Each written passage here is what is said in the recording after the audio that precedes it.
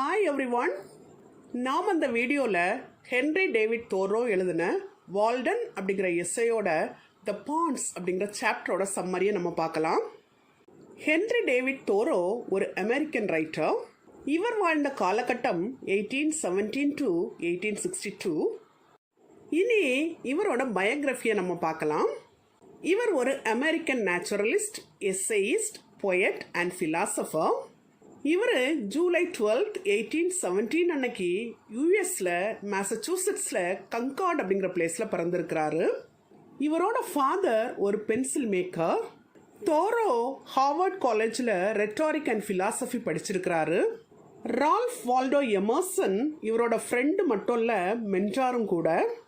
இவர் ஒரு லீடிங் டிரான்சென்டென்டலிஸ்ட். இவர் அங்கும் இங்குமா சுற்றியே தன்னோட வாழ்க்கையில் பெரும் பகுதியை கழிச்சிருக்கிறாரு. கொஞ்ச நாள் கங்கார்டில் இருக்கக்கூடிய அவரோட ஃபேமிலி பென்சில் ஃபேக்ட்ரியில் இவர் வேலையும் பார்த்துருக்கிறாரு.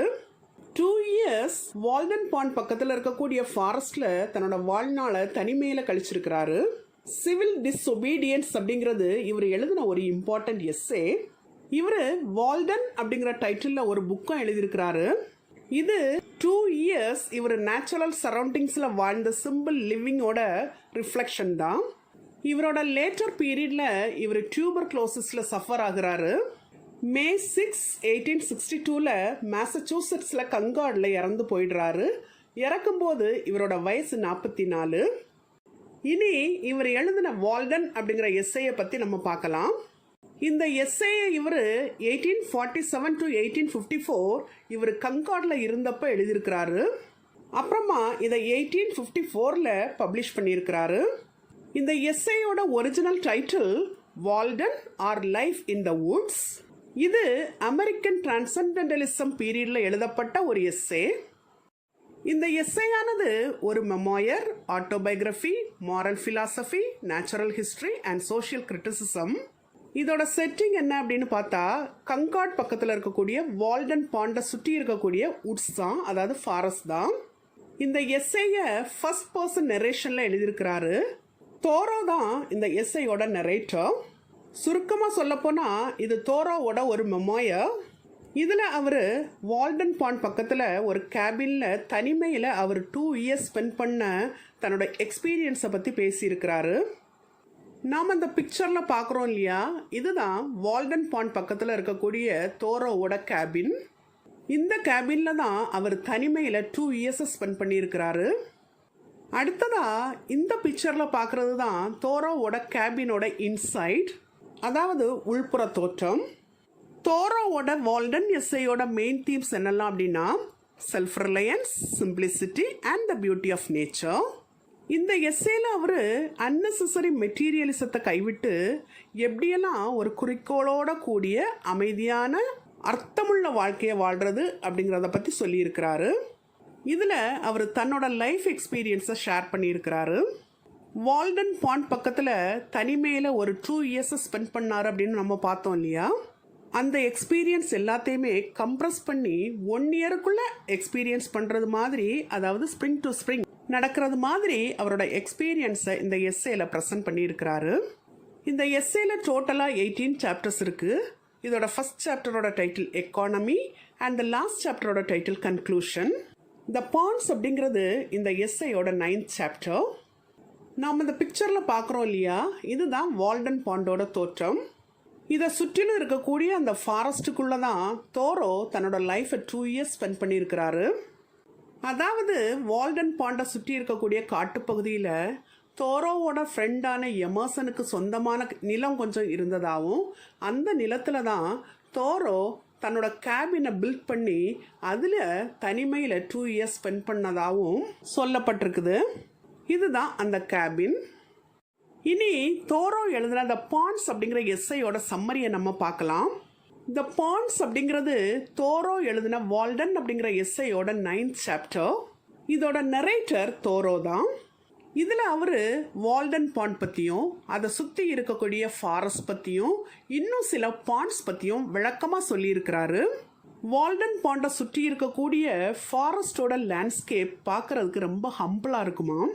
ஆனால் வால்டன் பாண்ட் ரொம்பவும் ரிமார்க்கபிள் ஒன் அப்படின்னு சொல்கிறாரு. இது ரொம்ப டீப்பாகவும் பியூராகவும் இருக்குமா. இதோட வாட்டர் சில நேரங்களில் ப்ளூ கலராகவும் சில நேரங்களில் க்ரீன் கலராகவும் சில நேரங்களில் ரொம்ப டிரான்ஸ்பரண்டாகவும் இருக்குமா. இந்த பாண்டில் யார் குளித்தாலும் அவங்களோட பாடி பியோர் ஒயிட்டாக தெரியுமா. இந்த பாண்டில் ஃபிஷ் நிறையா இருக்காதான். பிக்கரல் அப்படிங்கிற ஃபிஷ் கூட ரொம்ப பார்க்க முடியாதான். இந்த பாண்டோட ஷோர் இர்ரெகுலராக இருக்குமா. இதில் டக்ஸ், கீஸ், ஃப்ராக்ஸ் இது மாதிரிப்பட்ட இன்னும் நிறைய லிவிங் ஆர்கானிசம் எல்லாம் வாழ்ந்துட்டுருக்குதான். இந்த பாண்டை பார்க்குறதுக்கு கிட்டத்தட்ட பக்கத்தில் இருக்கக்கூடிய ஒயிட் பாண்ட் மாதிரியே இருக்குமா.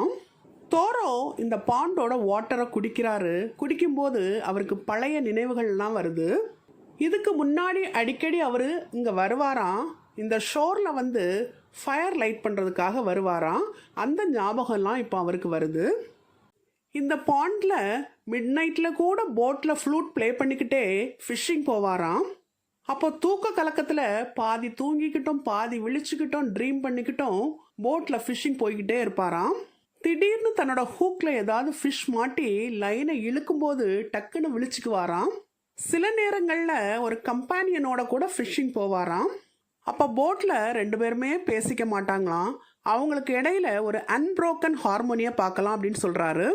வால்டன் பாண்டானது பாட்டம்லெஸ் ரொம்ப டீப்பானது அப்படின்னு சொல்லி சிலர் சொல்ல இவர் கேள்விப்பட்டிருக்காராம். வால்டன் பாண்டோட ஷோர் முழுக்க ஒயிட் ஸ்டோன்ஸாக கிடக்குமா. அந்த பாண்டையும் தாண்டி நிறைய ஹில்ஸ் இருக்குமா. அந்த பாண்டை சுற்றிலும் அங்கே உள்ள நேட்டிவ் ஹண்டர்ஸ் நடந்த பாதைகள் வழித்தடங்கள் இருக்குமா. அதாவது ப்ரீவியஸ் ஜெனரேஷன் பீப்புள் நடந்து நடந்து அதன் மூலம் உருவாக்கப்பட்ட பாதைகள் அந்த பாண்டை சுற்றி இருக்குமா. அந்த பாண்டோட ஆழமானது அப்பப்போ மாறிக்கிட்டே இருக்குமா. அந்த ஆழத்தோட ஃப்ளக்சுவேஷனை யாராலும் ப்ரெடிக்ட் பண்ண முடியாதான். இந்த பாண்டுக்கு வால்டன் அப்படிங்கிற நேம் வர ஒரு சில காரணங்களும் சொல்லப்படுது. அங்கே வாழக்கூடிய மக்களுக்கிடையே காலங்காலமாக சொல்லப்படுற ஒரு கதையும் இருக்குது. அது என்ன அப்படின்னா, ரொம்ப காலத்துக்கு முன்னாடி அங்கே வாழ்ந்த நேட்டிவ் அமெரிக்கன்ஸ் ஒரு ரிச்சுவல் பண்ணுறதுக்காக வேண்டி ஹில்லோட டாப்புக்கு போனாங்களாம். அங்கே போய் அவங்க சில தவறான காரியங்களில் ஈடுபடுறாங்க. அதனால் கடவுள் அவங்கள பனிஷ் பண்ணுறதுக்காக வேண்டி அவங்க எல்லாருமே கூடியிருந்த அந்த ஹில்லை அப்படியே பூமிக்குள்ளே புதைய வச்சுட்டாராம். அந்த ஹில் முழுவதும் பூமிக்குள்ளே புதைஞ்சு போயிடுச்சான். அதில் ஒரே ஒரு சர்வைவர் மட்டும் இருந்தாங்களாம். அது ஒரு லேடியாம். அவங்க நேம் தான் வால்டனா.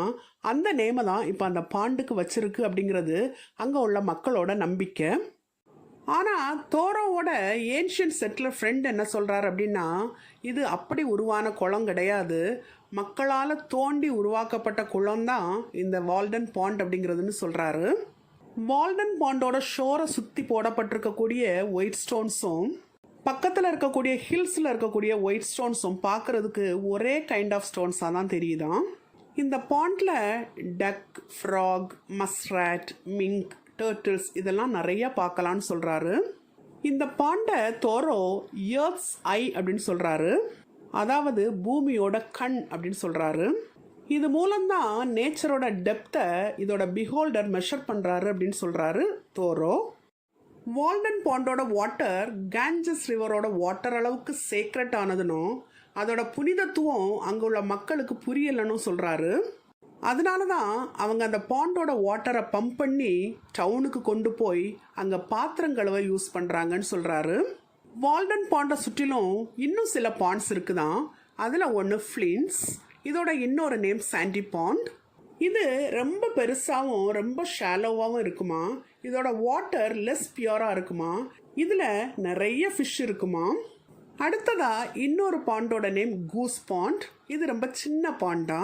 இதை லெசர் ட்வின் ஆஃப் வால்டன்னு சொல்லுவாங்களாம். ஏன்னா இது பார்க்குறதுக்கு கிட்டத்தட்ட வால்டன் பாண்ட் மாதிரியே இருக்குமா. இந்த பாண்டில் ஃபிஷ்ஷே இருக்காதான். அதனால் அங்கே போட்டே நம்ம பார்க்க முடியாதான். இந்த பாண்ட்ஸ் எல்லாமே எப்போவுமே ரொம்ப காமாகவும் பீஸ்ஃபுல்லாகவும் இருக்குதான். இது நமக்கு ஒரு ஹையர் மீனிங்கை சஜஸ்ட் பண்ணுது அப்படின்னு தோரோ சொல்கிறாரு. இது எல்லாம் ஹியூமன் டிஸ்கிரிப்ஷனுக்கும் ஹியூமன் நாலேஜுக்கும் அப்பாற்பட்டது. இவையெல்லாம் மச் மோர் பியூட்டிஃபுல் தேன் அவர் லைஃப்ஸ். நம்ம வாழ்க்கையை விட ரொம்ப ரொம்ப பியூட்டிஃபுல்லானது அப்படின்னு சொல்லி தோரோ சொல்கிறாரு. அது மட்டும் இல்லை, nature has no human inhabitant that appreciates her அப்படின்னு தோரோ சொல்கிறாரு. அதாவது நேச்சரை அப்ரிஷியேட் பண்ண எந்த ஒரு ஹியூமன் இன்ஹாபிட்டண்ட்டும் இல்லவே இல்லை அப்படின்னு சொல்கிறாரு. அதனால தான் இவ்வளவு பவர்ஃபுல்லான நேச்சரை அப்ரிஷியேட் பண்ணக்கூடிய ஹியூமன் இன்ஹாபிட்டண்டாக தோரோ தன்னை ரிவீல் பண்ணுறாரு. இப்படி இந்த பாண்ட்ஸ் அப்படிங்கிற சாப்டரில் தோரோ வால்டன் பாண்டையும் அதை சுற்றி இருக்கக்கூடிய நேச்சரையும் மற்ற பாண்ட்ஸையும் ரொம்ப அப்ரிஷியேட் பண்ணி டிஸ்கிரைப் பண்ணி சொல்லியிருக்கிறாரு. நாம் இதுவரை த பாண்ட்ஸ் அப்படிங்கிற சாப்டரோட சம்மரியை பார்த்தோம். இனி அதோட தீம்ஸை நம்ம பார்க்கலாம். இதில் வரக்கூடிய இம்பார்ட்டன்ட் தீம்ஸ் என்னெல்லாம் அப்படின்னா solitude and society, nature, transcendentalism, spirituality and the good life and simplicity over progress. இந்த எஸ்ஸேல தோரோ பர்சானிஃபிகேஷன் அப்படிங்கிற லிட்டரரி டிவைஸை யூஸ் பண்ணியிருக்கிறாரு. அதாவது அந்த வரிகளை நம்ம பார்க்கலாம். These are the lips of the lake on which no beard grows. It licks its chaps from time to time. இதில் தோரோ லிப்ஸ் ஆஃப் த லேக் அப்படிங்கிற வேர்டை யூஸ் பண்ணியிருக்கிறாரு. அதாவது லேக்கோட லிப்ஸ், லேக்குக்கு லிப்ஸ் இருக்கிறது மாதிரி சொல்லியிருக்கிறாரு. இதுதான் இந்த எஸ்ஸேல வரக்கூடிய பர்சானிஃபிகேஷன்.